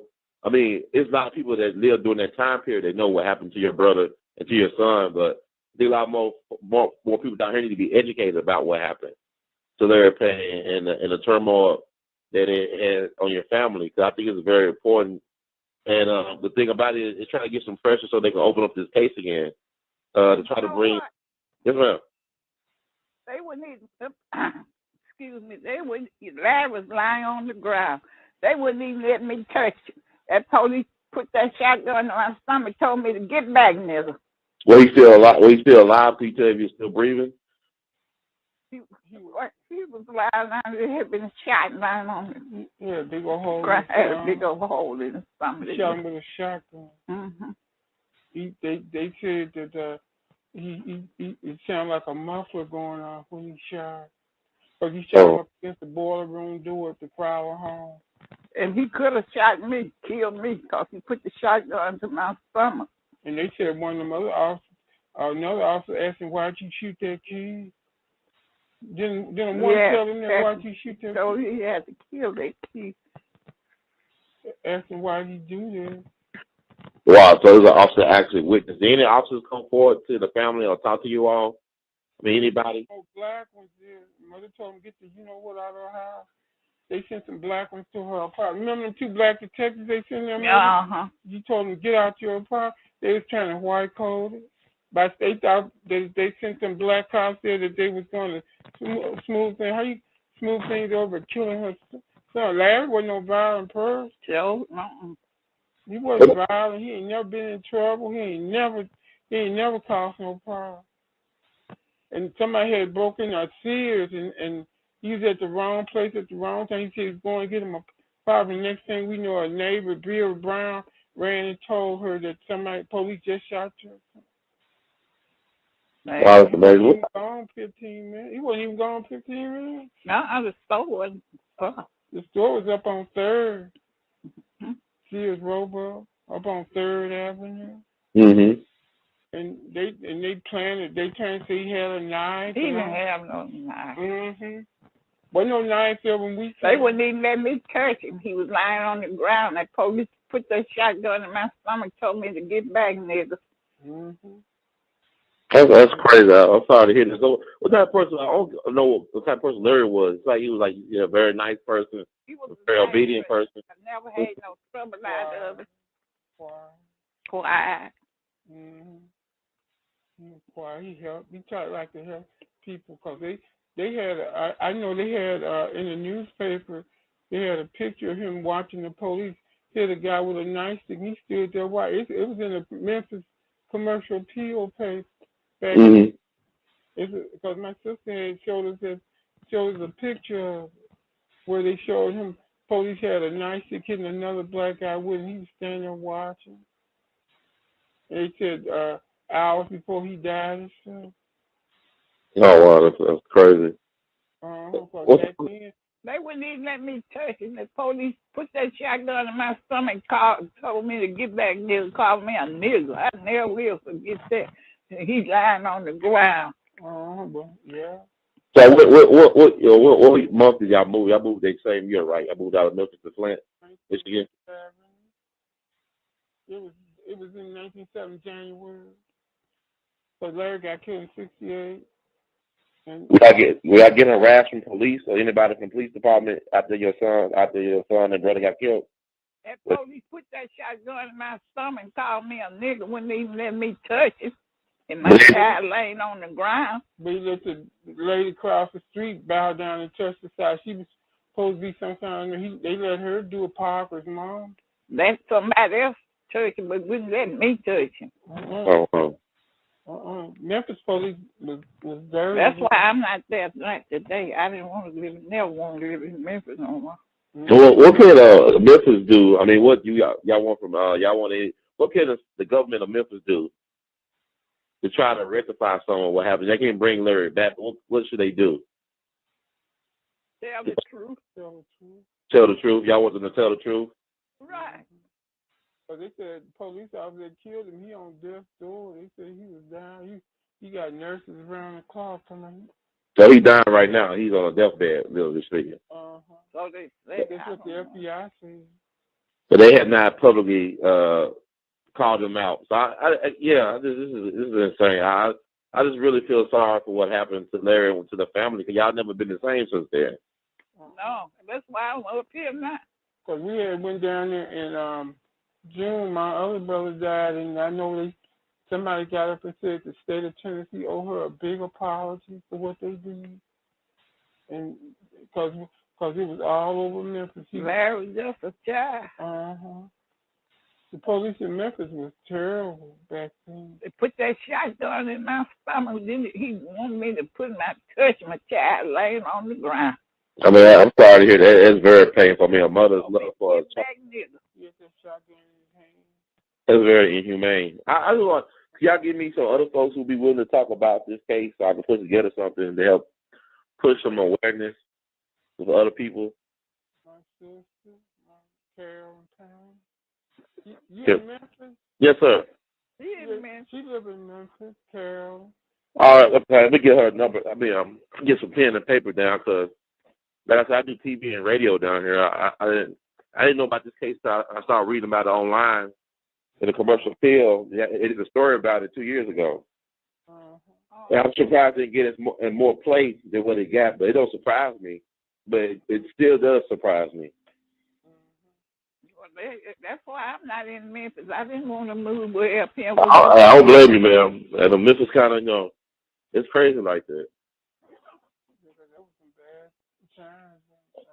But they're trying to get Dr. King not to come back. And Dr. King told me he was going to come back and talk to me, but he didn't make it back. Yeah, because when he gave that speech at Mason Temple, he spoke to you up there, didn't he said he was sorry. He said he was going to come by and talk to you. Yeah. And he gave her his condolences and stuff. Oh, man. In 6 days, Larry Payne and Dr. King, huh? Wow. Dr. King. And I just learned, I never will forget how that police treated me. Yeah, police. Or that shotgun in my stomach. You wouldn't even let me touch that laying on the ground. By boiler room door. It was by boiler room door. Call me a nigga. Well, I'm ready. You say you're Carol Payne? Carolyn Payne. How you spell that? Carolyn? C. A.L.L. Okay, Payne. So what's the phone number? Area code 810. 810. 550. 550. 6719. 65. What is it? I got 810 550. 6719. 6719. And she lives in Memphis? Carolyn. So I'll call her. And so I'm just trying to get all this together, because I think it's important that people know about this case. And so, it won't be lost. It needs to be known. What happened to your son, your brother, on March 28, 1968? Yeah, because Loeb was the mayor down there. Henry Loeb, he was the mayor down there back then.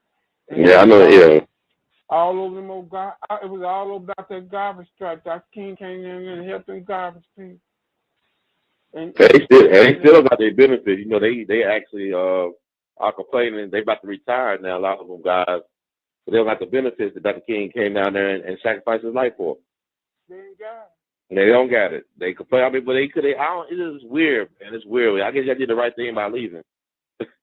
I mean, people it's like just like a guy came down there, he died to help you out, and you still don't get the mission done.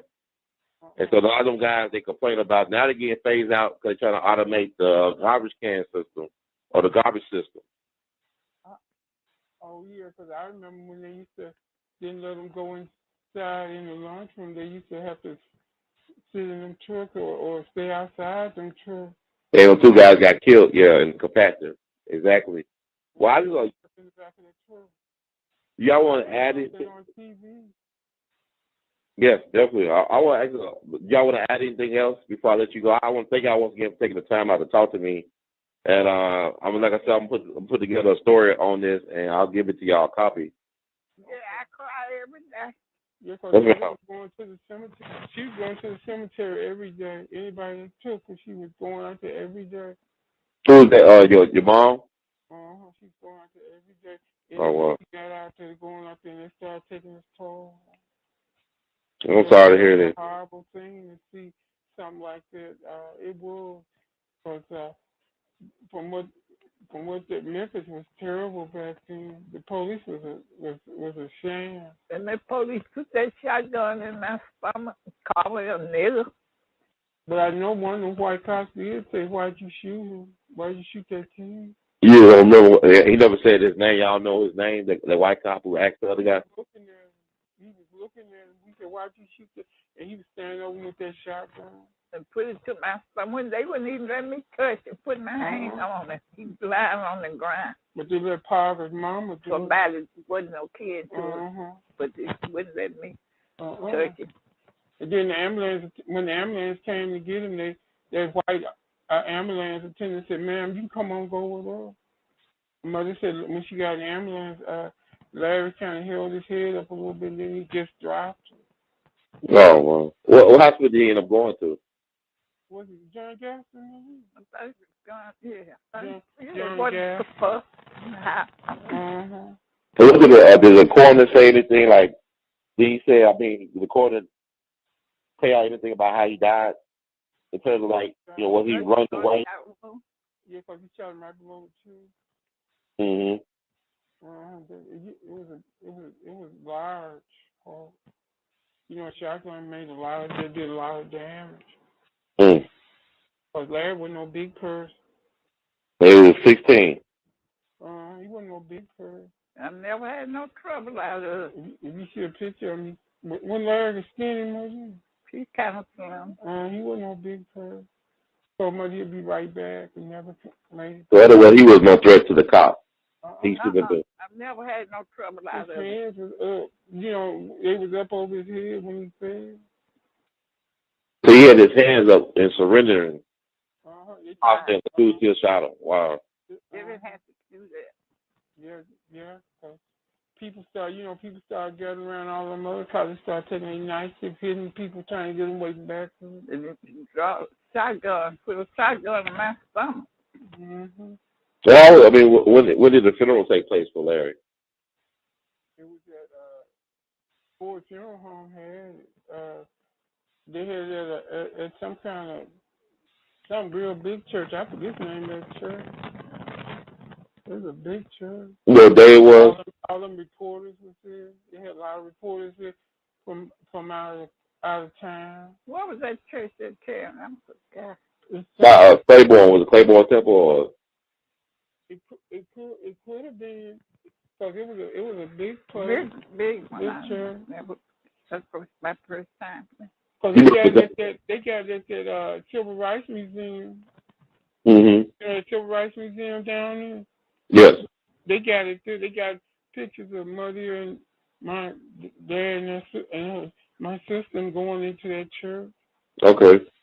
Because we was told they had pictures of them going into that church. Yeah, I remember the day the funeral was on. Was it before April 4th or after? I know he got killed the 28th. I forgot what day. Dr. King got killed the following week, April 4th. I'm not really sure about that. I can take a look at that, but I thank y'all for taking the time this morning to talk to me about this case, and I'll definitely call Carolyn. Okay. I appreciate y'all. Happy holidays. I'm sorry to, I just want to see some justice being done and what we can do. Okay. All right, y'all take it. God bless you all.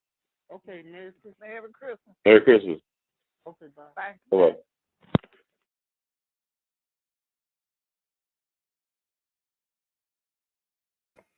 Yeah, it's tough, man. That's a tough case about Larry Payne. That was his mom. Even though that happened in 1968, and I talked to her in December of 2010, that trauma is real. That pain is real. And, a lot of you people, some of y'all in this chat, I don't care if you don't like what I got to say. Go somewhere else. Didn't leave. What that song with B. King? Didn't leave, man. I don't need to. I'm getting rid of dead weight in 2021. Because y'all keep on talking about the future. Negro, y'all can't get past the past. Y'all keep on talking about the future. Negro, y'all talking about Breonna Taylor and George Floyd. That's the past. The past keep on recurring. Black folks, we are in perpetual Groundhog Day mode. I just played you a clip of a woman mourning her son. Son been dead for 42 years at that point. She still ain't over it. Cop blew him away, shot him in the stomach. Hands up, don't shoot. He had his hands up, and they still shot him. Was that not Mike Brown in 2014? About George Floyd, Breonna Taylor. Y'all doing some big stuff. Man, y'all a bunch of cowards, man. Because I'm going to tell you something. Until we deal with this is always going to happen to black folk. You Negroes talking about futures and y'all voted for Biden. You got no future. You inherit the win. So be gone. Her pain is real deep. And she died. And white folks, y'all love white people. These white folks lied about the cop being almost close to death in 2010. That cracker didn't die till like March of 2019. That cracker didn't die till March 15th, 2019. Probably surrounded by friends and family. Let me read this. Because white folks always protecting their killers. You black folks believe in white Jesus. White man said, well, so-and-so did wrong. You need to turn them in. Oh, yes, boss, I'll turn them in. I'll turn in on Junebug. I'll turn them in. Y'all Negroes said. Got the nerve to talk shit. Don't talk name. Put respect on Jimmy Lunsford's name. He did more for black folks than you ever could think of doing in your future, Negro. Ain't no future in your fronting. You Negroes ain't serious. Don't y'all know that you don't plan your future for everybody to see on YouTube? You fools don't know how to move. Need a black Illuminati. You fools are despicable. Y'all want to talk about everything. Y'all want to talk about man, black woman, black man, yada, yada, yada, yada, yada, yada, yada, yada, yada, yada, yada, yada. I don't take none of you Negroes serious. Y'all can't even respect the ancestors. White folks stay studying history. Military academies, military schools, they study the greats. Michael Jackson, a Virgo. See, Kobe, y'all talk about Mamba mentality. Kobe was a Virgo, man. That's not no Mamba mentality. That's the Virgo reality. Virgos like that. Dave Chappelle's a Virgo. Charlie Parker's a Virgo. Michael Jackson's a Virgo. Beyonce a Virgo. Nas a Virgo. Virgos like that, period. It's not no special Mamba thing. He just happened to be a Virgo. Coltrane was almost a Virgo, but he was born a Libra. He's Libra on a Virgo's cusp. He was born September 23rd, 1926. But he acts like a Virgo and says, just practicing saxophone all day long for hours and hours. Like Charlie Parker practiced the saxophone 11 to 15 hours a day for 4 years. I'm taking y'all to school. This is woodshedding. Then actually, I'm not paying y'all to be on my platform. Get the hell out of here. Talk what I want to talk about. You go talk about some future. Y'all ain't doing nothing but run. Y'all still want to see parades. Formation! Y'all still get off on Negro military parades. You can't handle your business, let alone handle your gun or your woman. What the hell you talking about the future? Ain't no future in your fronting. MC Breed. People always talking about the past. Negro, you are living in your past. Nigga, you still a slave. Y'all free. Y'all ain't free. Can't speak your mind. Scared what master gonna say. Oh, Lord Jesus, master, please. Don't beat me, master, please. I love you, master. I love you so much, master. Don't beat me so, master. Oh, Lord Jesus, master, please. Negro sicken me. I'm cleaning. I'm cleaning house. This is house cleaning time. 2021 is house cleaning. I'm cleaning you out. I don't want you near me. Scared niggas get niggas killed. You know anything about military? You a coward. Stay away from me. I'm cleaning you out. Don't need no coward around me. Get the hell away from me in my channel. I rebuke the devil spirit. Oh no, master, please, master, don't make us go away. We don't want no freedom, master. We want to stay around you, master, master. Oh Lord Jesus, master, master, please, master. People still getting killed by police. Tell me, we don't think about the future. Nigga, you don't got no future if you afraid to drive down the street. When a cop get behind you, you have no future to talk about. Then you teach your kids to be scary. Out here screwing and having more cowards. We don't need no more cowards to be. We need to die out. Cowards need to die out like the dinosaurs. All this hanker-head chiff crap. Oh, Converse and Pearl. Oh, Lord Jesus. Oh, Lord. Who gonna win the Super Bowl now? All you Negroes talk about food, sex, and sports. Talking about future. Food, sex, and sports. I be playing with Negro. I be like, hey, man, who gonna win Super Bowl? Well, you know, I tell you who gonna win Super Bowl. Tom Brady. Tom Brady, MVP of the league. Tom Brady, he proved Bill Belichick that the player is bigger than the system. That the player is bigger than the game. You Negro, well, what black folks gonna do? I don't know what black folks gonna do. I don't know. I can't solve the problem. I don't know what we gonna do. Cause what y'all gonna do is y'all gonna die because y'all love white folks more than you love yourself. People talking about white. I don't look. White folks ain't thinking about y'all. Biden, when he passed, people talking about, Biden gonna pass Equality Act. He ain't thinking about you, Negro. It's everybody but black. He'll throw you in. Like, you know how you ain't the main course, you just the seasoning, like you the pepper and shit.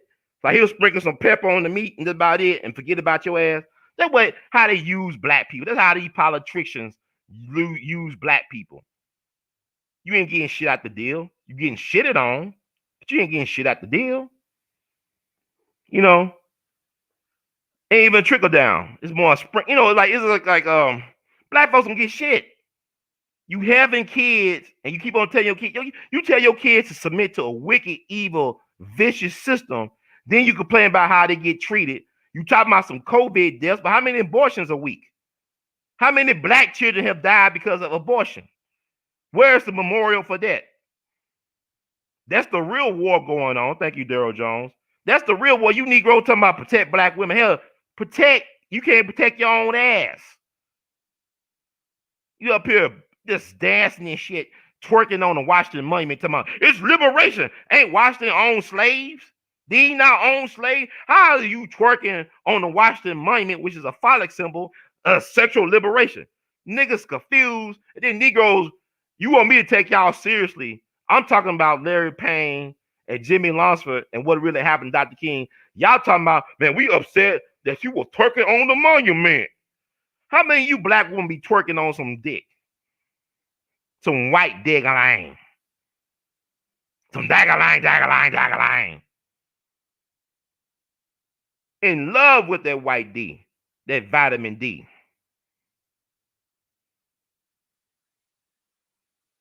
Let's stop playing here. Let's stop playing these games. Now I don't know what the hell. Let me read this. Yeah, that officer didn't die to 2019.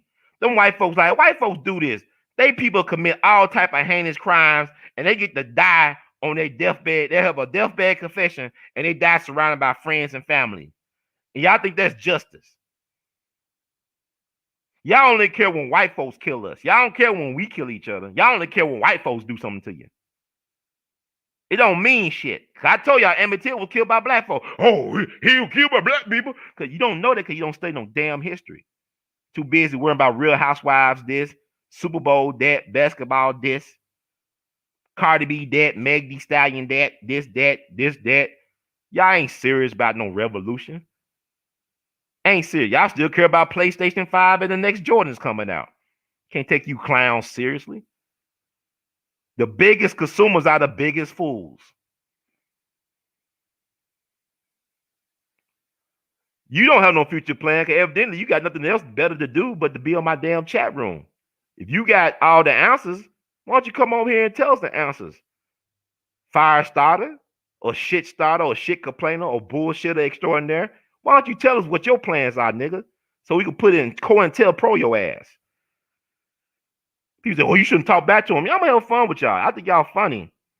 I think y'all funny because y'all stuck in the past because y'all repeat yourselves over and over again. Y'all not doing no solutions. Where's your solution at? Where's your website with your solutions at?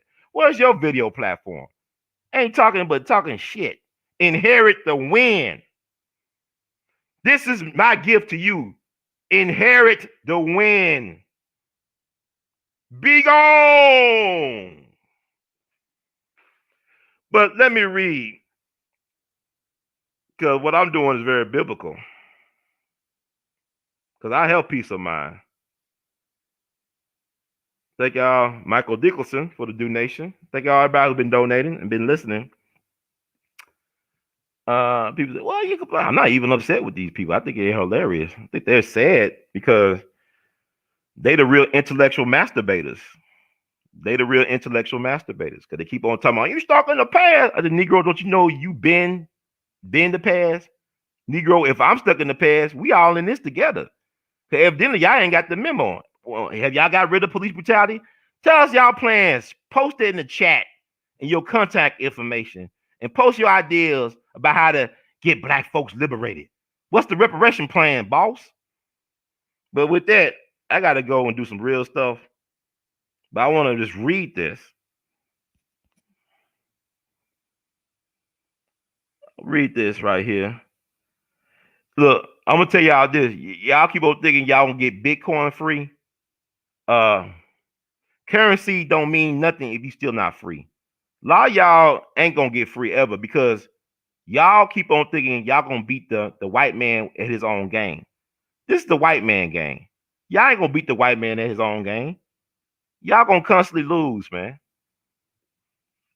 Y'all going to constantly lose. Y'all some sorry bastards because I keep on saying, well, post your solution. Y'all don't got no solutions, man. I told you one thing y'all need to do. Stop looking for love outside of yourself. Do self-love. Learn how to spell month. You spell moving to a mouth? Move to a mouth? Like you said, you playing the white man's game. But you know the first commodities traded on Wall Street was us, and we still losing. Inherit the win. But let me finish this about Larry Payne, because I ain't gonna let y'all take away. And like the righteous ancestors told me, Ron, take care of the people, tell our stories. So I'm gonna stay in my lane, man, and tell these stories. Let's see, no, that's not it. Okay, that's it.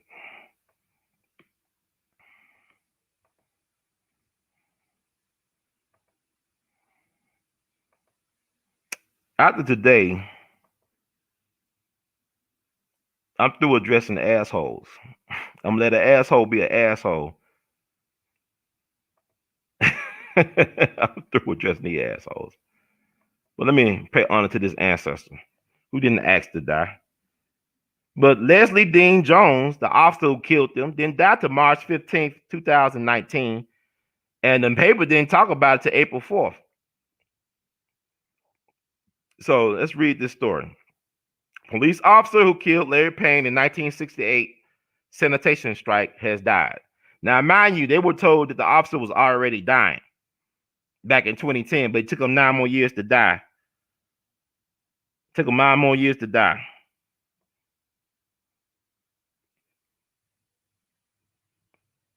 I'm going to teach these weird bastards because they got nothing better. Where they Bitcoin YouTube channel? Post y'all Bitcoin YouTube channel. Y'all doing big shit, nothing.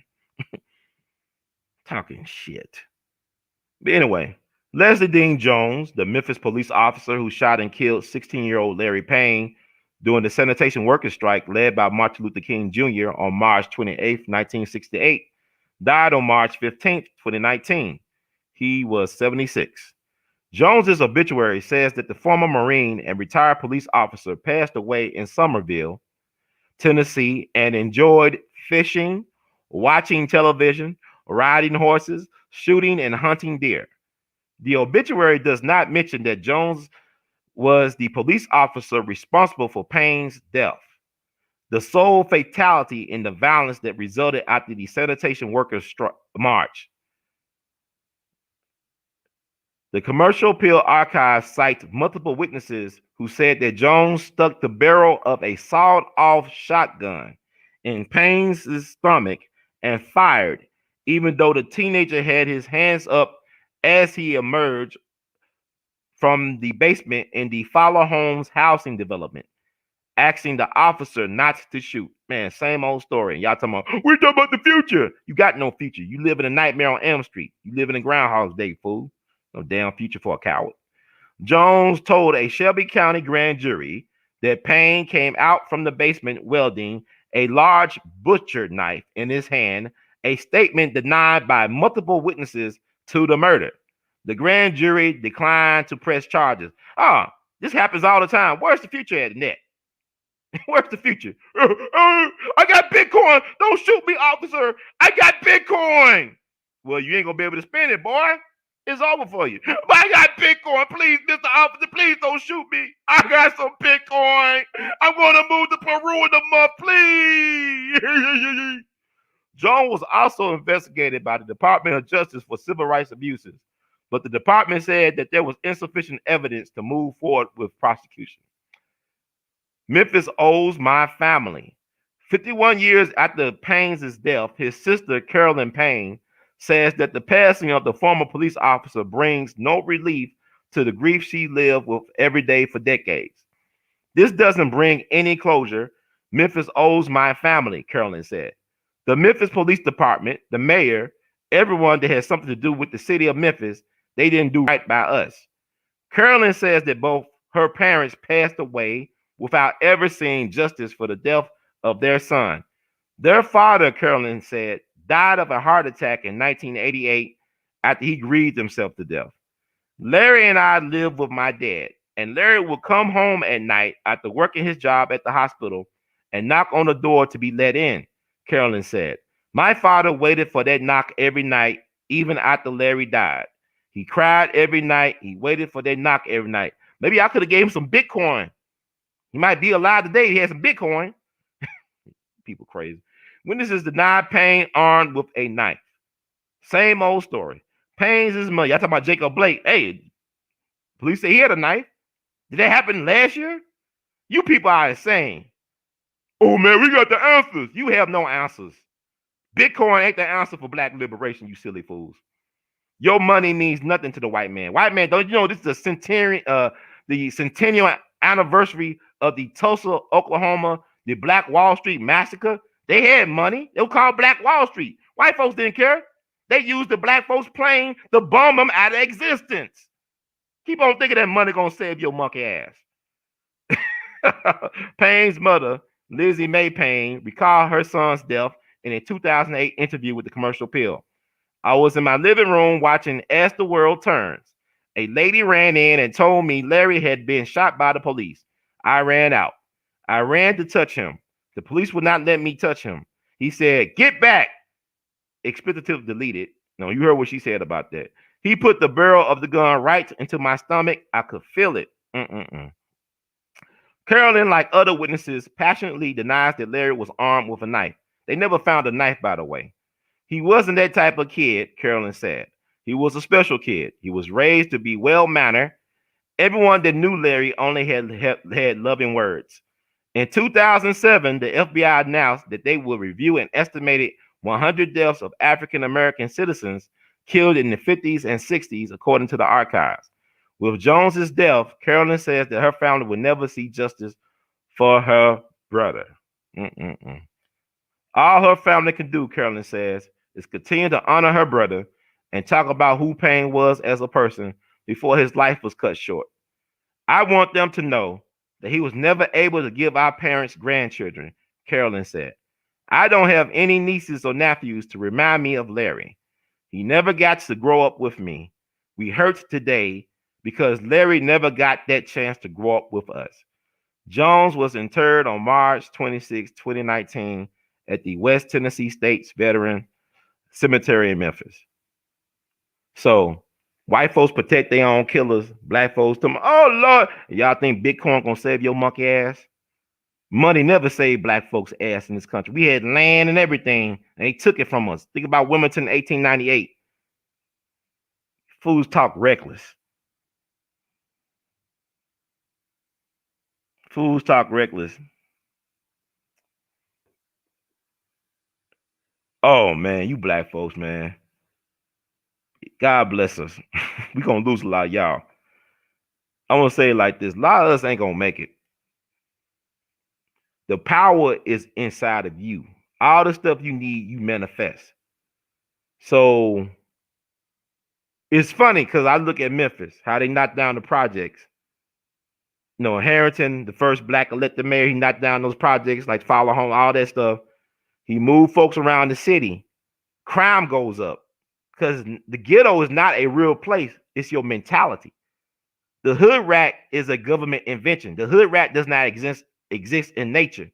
Your mindset, either a ghetto or a gold mine. The choice is yours, but I don't see how white man's tricks and currency gonna free your monkey ass from your ignorance, your willful ignorance. So if Bitcoin could free you, cryptocurrency, whatever y'all talk about, why don't y'all post y'all channel? Teach the people. Y'all not teaching nobody nothing. Y'all being very selfish about it. And I think you're doing a bluff. Y'all playing poker face with it. I don't even know if y'all real people. But what I'm saying is, when has money ever helped black folks get out of the situation we in? I'm in Memphis. The people grocery lynchings of 1892. You had black men that were lynched because they were successful businessmen. Most of the people that were lynched were successful businessmen. Cosby's in prison because he's a businessman, more so than a so-called rapist. He had big plans to own media. And white folks say, you like Kid Icarus. If you read history, you know who Kid Icarus was from mythology. He flew too close to the sun. Sam Cooke flew too close to the sun. Otis Redding flew too close to the sun. Kobe Bean Bryant flew too close to the sun. So thank y'all for listening. Thank y'all for listening, because you clowns, I love y'all. Like, I think that y'all get under my skin. No, I like to play around with y'all. I like to play around because I know y'all not serious about it. A lot of times when people talk a lot of crap like that, they don't got nothing going. They talking about the future when they can't deal with the present. When you can't deal with your present, you have no future. So with that said, family, thank y'all for listening to We All Be News Radio and TV. News Free Dixie for the 21st century. Thank y'all for Cash App and support, for donating. Let me shout out people. Life is good. Darren Hanshaw, thank you.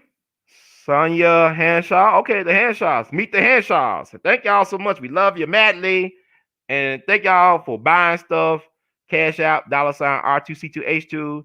You can Zelle, PayPal, and Google Pay your support, R2C2H2 at gmail.com. Vimo at R2C2H2. You can buy Artivist art, R2C2H2.com. You can wear Artivist art. We got the Teespring shelf below the description. And we are who we need to be. And I'm thankful that what I do is of service to people. I'm providing a service while I'm here. I can't die for y'all, but I can serve y'all with the best of my abilities and talents. So thank y'all for listening, for being patient. And I'm gonna stop, going there with the trolls. I don't believe in censorship, but I'm gonna start ignoring them. I already called them out over the last couple of nights. A lot of them not serious about. I told people, hey, if you got a different point of view, this is a platform where we welcome friendly debate and discussions. But a lot of these people ain't really serious about cryptocurrency. They don't even got no YouTube channel where they teach this stuff to black people. And they want to tell all our plans online like a fool. Why do people tell everything that we're doing online? Hey, I didn't know Jay-Z had a deal with Donald Trump. That was behind the scenes. to get his girl Desiree Perez that pardon, his CEO of his company, so they can start selling that weed, that legal weed up in Cali. So y'all ain't know how stuff really works, man. And a lot of y'all clueless, and then y'all want to know stuff, but yeah, y'all can't do nothing with the information. Y'all paralyzed in fear because there is no future for people that do not know their past. There is no future for people who do not know their past. So inherit the win, you and your kids and grandkids, because it's over, man. Dick Gregory told us recess time is over, man. Y'all think this is the 1980s with Microsoft? Those days are gone, my nigga. This is warfare. Thank y'all so much. Let me read a disclaimer. Oh, I have so much fun. It's therapy. I gotta go to the plantation now. Normally I like to have more videos played, but I got time be getting away from me, man. Time be getting away. But y'all, hope y'all have a great day or a great night. Read a disclaimer. Disclaimer: the views expressed by hosts and guests and trolls on the We All Be TV platform are not the official views, opinions, beliefs, or perspectives of We All Be News or the We All Be Group, Inc. We All Be News is an organization that thoroughly believes in supplementing the information narrative that is usually supplied by the corporate news entities with those viewpoints and expressions which may be marginalized or ignored for a plethora of reasons. We are about informing the general public on alternative perspectives as it relates to news and information, and letting the general public be the ultimate judge in deciding on how to use said information. Informed citizens are responsible citizens. Thank you for your support. So that does it for another wonderful edition or edutainment edition of the Artivist Presents We All Be News, Radio, and TV. So I wish y'all luck. Like, Edward Murrow, you said good night and good luck. Because we're going to need it, black folks. We're going to need it, man. Hey, brother, what about Bitcoin? Well, they always have some type of currency. They all come and go. Sure enough. But y'all be all right now. Y'all be safe in Candyland, y'all here. Y'all be safe out there. Candyland is a hard place for a black person, but y'all be, Master Joe say he gonna take care of us. He gonna pay us a bill to make everything equal. I hope it.